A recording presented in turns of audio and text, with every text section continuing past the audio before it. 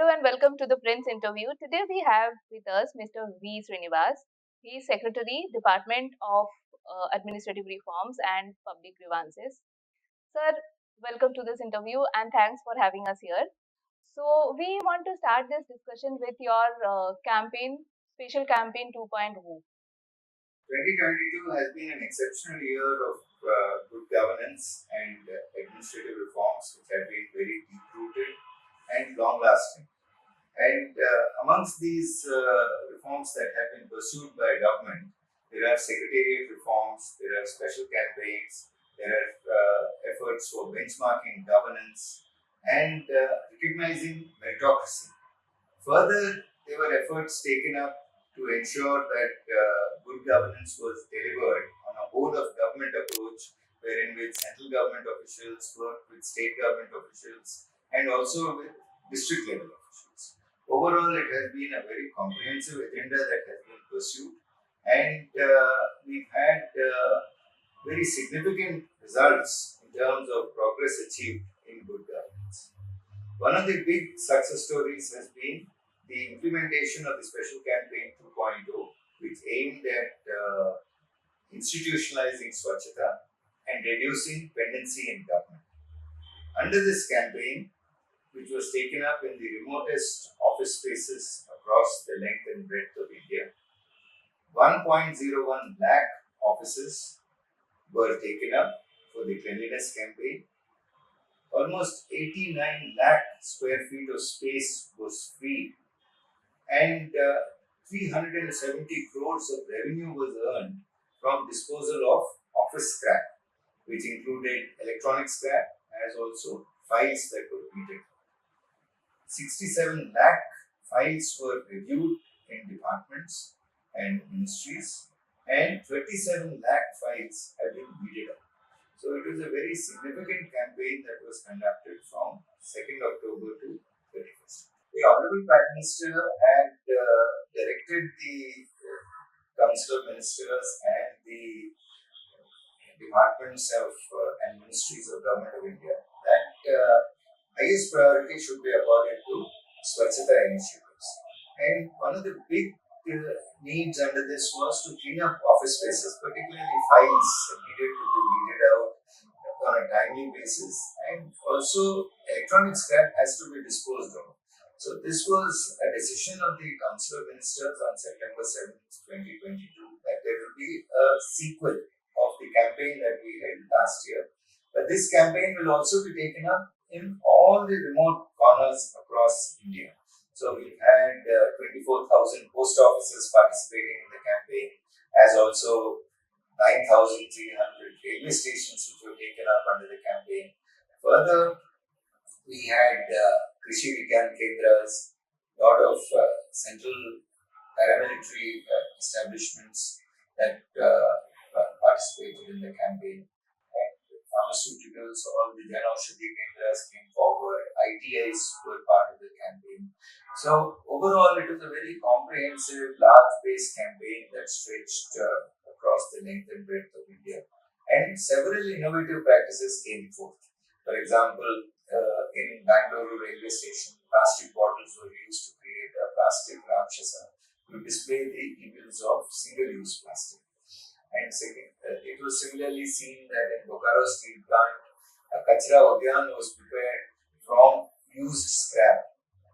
We also had the vertical gardens that were created in CBDT using plastic bottles. And enhancement of office spaces has been witnessed in terms of improved corridors, as also inclusivity measures for disabled friendly office spaces were further enhanced. But the single big takeaway was more than 100,000 office spaces have been pursued, and the Swachhata became institutionalized as hundreds and thousands of officials got themselves associated with this thing.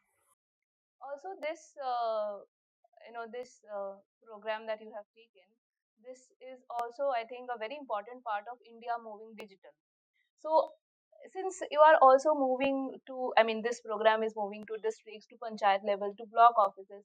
So, is this, I mean, in this digital age, data, internet, access to internet, Is it a problem for some districts? Maybe. I mean, what is your experience when you were working? As I said, the multi-pronged administrative reforms and research secretariat reforms, one of the big changes was how do you digitize the central secretariat, digitize the state secretariats, and also to ensure good governance initiatives are benchmarked at district levels. So, for the digitization of the central secretariat, e-office has been a major game changer, and e-office version 7.0 has been adopted in 63 ministries and departments. There are another 11 departments where the e-office version 7 will be rolled out in the next 2 months. So, e-office version 7.2 brings in a number of innovative features for interdepartmental transfer of files, handling of heavy files so that past precedent records can be handled on the same file, multiple screens can be seen, e-receipts can be pursued better. So we've taken forward, and e-office has been adopted in several states also. One of the big success stories has been Jammu and Kashmir, where the operationalization of the two secretariats at Jammu and Srinagar was possible because e-office was adopted. And the carrying of physical files as part of the Darbar movement from Jammu Secretariat to Srinagar Secretariat and from Srinagar Secretariat to Jammu Secretariat would be stopped. Used to take like 1 month or 2 weeks Yes, or 15 3 weeks, days, 15 days. plus truckloads had to be loaded with physical files and also a lot of expenditure. So e-office changed the modalities in which the central secretariat and state secretariats work. Further, what we saw was that the entire physical receipt system in which dark move has been transformed into a digital receipt system. Today, 100% digital receipts are moving across the central secretariat except for classified dark. So that itself has ensured that paper consumption in the central secretariat comes down. And the adoption of e-office coupled with delayering, delegation of financial powers, adoption of the desk officer system has created a more agile central secretariat where decision making in terms of levels and channels of submission has come down. And also it has ensured transparency and accountability. Right. Also, sir, going paperless is a commendable thing. I mean, for any office, for any government, for that matter. But like you mentioned, Jammu and Kashmir. So there are times we have seen that internet had to be snapped, internet had to be blocked. Uh, is it a challenge for some trouble torn areas when you are moving e-office? I can understand.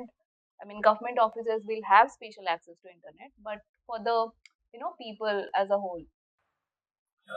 The question in a much larger perspective is that when electronic services are being made available at district level, there is an internet rich and an internet poor divide that exists. And what you see is that the common service centers have often been used to bridge this gap between the internet rich and the internet poor. For example, the CP Grabs portal on which grievances can be submitted to the Honorable Prime Minister can is operationalized from over 5.3 lakh common service centers where citizens can visit and access it. It is also being provided in all regional languages and 22 regional languages it is being provided. So the citizen can submit a grievance in any language of his choice and it will be taken up on the portal. So that is the best way to ensure that every citizen across India has access to the internet. Yes. Your department is working, how you are reaching districts across the country, and what kind of innovations you are seeing coming from the district. A digital governance model ensures and enables you to reach out to huge number of citizens on strong digital platforms. So a digitally transformed institution can digitally empower citizens through e-services. That is what we saw when we implemented the Good Governance Week campaign, the Sushasana Saptah campaign 2022. The Honorable Prime Minister in his message conveyed his best wishes and said he was pleased to note that the Prashasan donkey or has been an integral feature of this year's campaign also. And the progress in the campaign period from December 19th to 24th showed that 314 lakh service delivery applications were disposed of, about 52 lakh public grievance cases were disposed in this period of 19th to 24th. Further, the districts were asked to upload innovations which they have. At district level, innovations were uploaded and best practices in redressal of public grievances were uploaded on the portal. And we have received almost 1,000 district level innovations which district collectors have uploaded.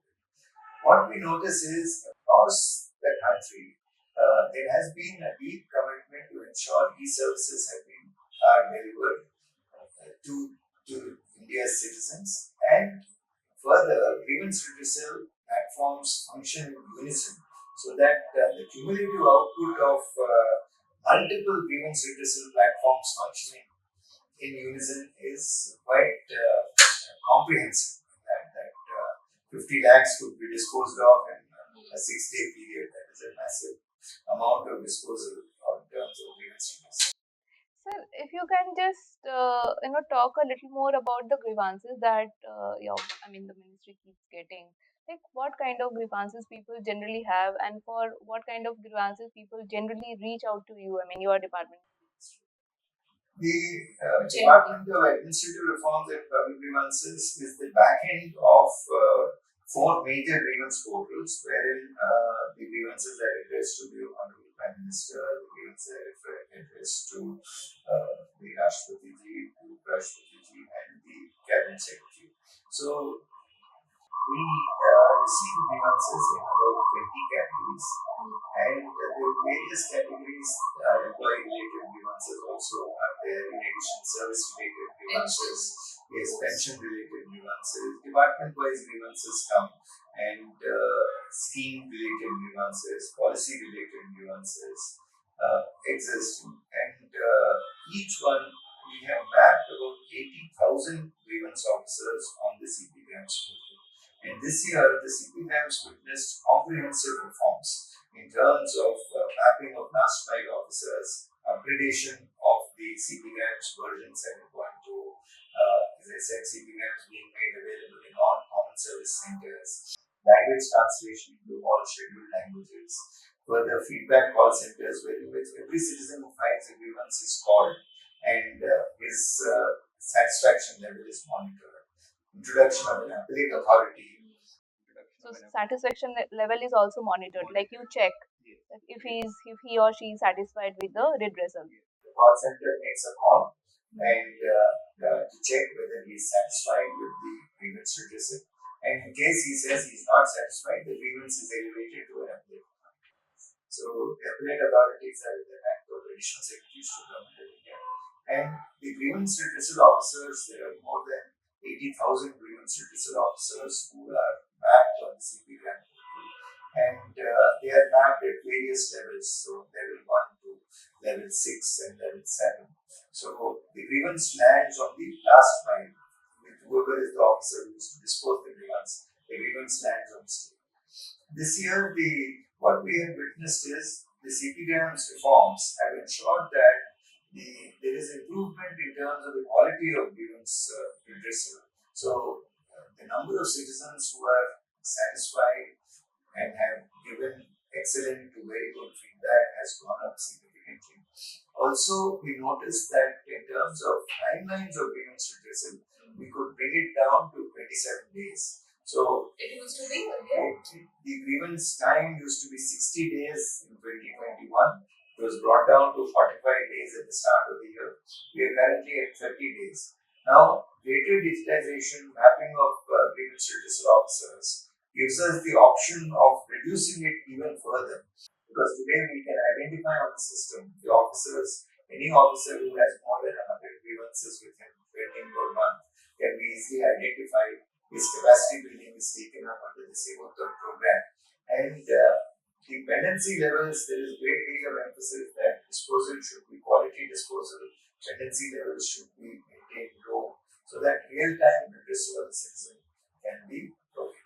Also, the officer with highest pendency can be pulled up by the can be government, identified identified, and and he can be advised to ensure that he should I mean, this is expedite his his performance linked.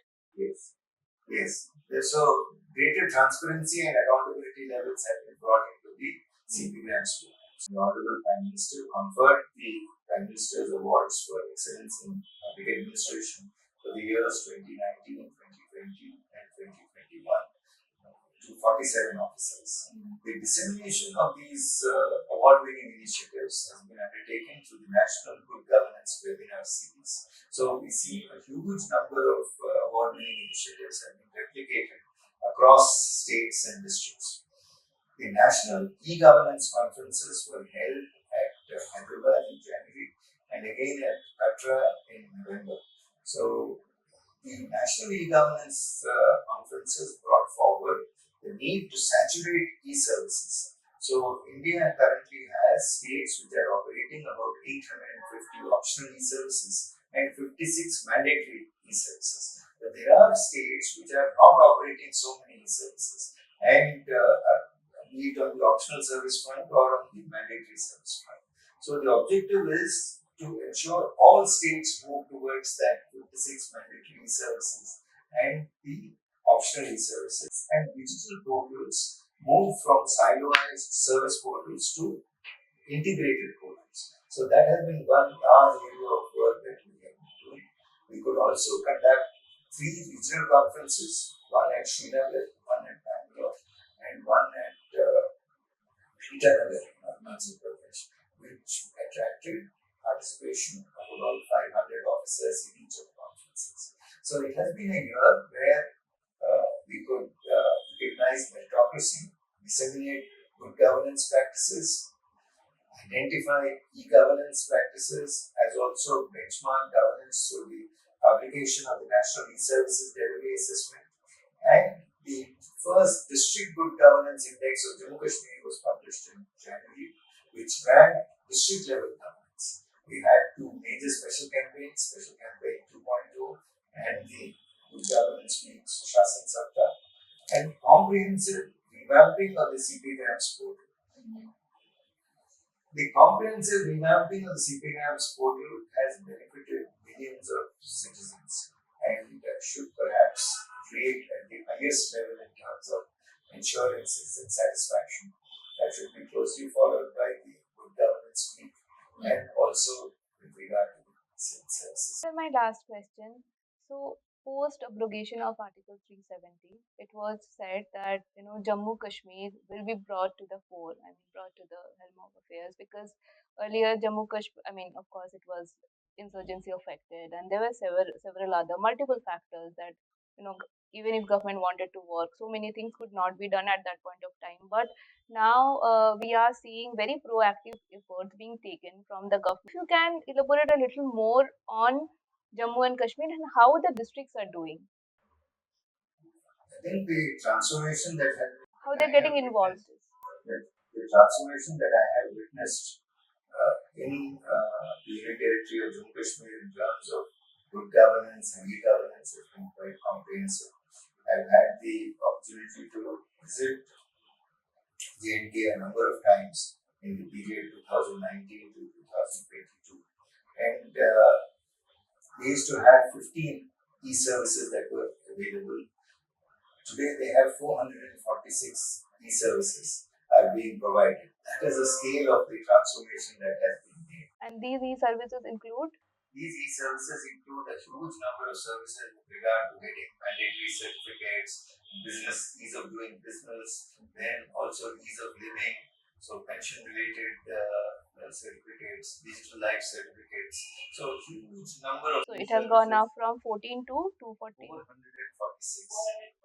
So from 15 e-services to 446. In fact, in the National E-Services Delivery Assessment, Jammu and Kashmir has topped the Union Territories category because it could operationalize so many e-services. So when we published it in July, they had operationalized 227 e-services. So it was a comprehensive transformation. In addition, their secretariat adopted e-office, which was a highly recognized initiative. The panchayat elections were successfully held So that was an awarded initiative for innovation category under the PM Award scheme for 2019. So we've also witnessed in terms of capacity building programs, the National Center for Good Governance was closely associated with conducting capacity building programs for a number of Jammu Kashmir administrative service officers at the selection scale and super time scale officers who visited NCDs have benefited from a greater understanding of the governance models of India. Many senior officers also were posted in JNK after this abrogation of Article 370. Yes, good governance practices have been flourishing in the Union Territory of the in this period. Also in the Northeast, sir, like, are you facing any sort of challenge while working in Arunachal or Nagaland? We have conducted the National E-Governance Conference in Shillong, and I also participated in an e-governance conference on saturation of e-services in Guwahati.